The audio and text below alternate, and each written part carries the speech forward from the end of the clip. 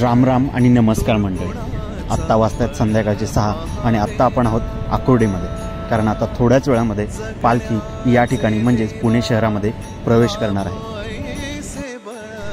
यानंतर पालखीचा आजचा मुक्काम आकुर्डीमध्येच विठ्ठल मंदिरामध्ये असणार आहे आणि उद्या सकाळी पालखी पुण्याच्या दिशेने रवाना होईल। म्हणजेच उद्या संध्याकाळचा मुक्काम हा पुण्यातील नानापेठ या ठिकाणी संत तुकाराम महाराजांची पालखी तर संत ज्ञानेश्वरांची पालखी देखील पुण्यामध्येच मुक्कामी असणार आहे। जसे शहरात पालखीचे आगमन होत आहे त्याचप्रमाणे पुणे शहरामध्ये देखील पावसाला सुरुवात झालेली आहे।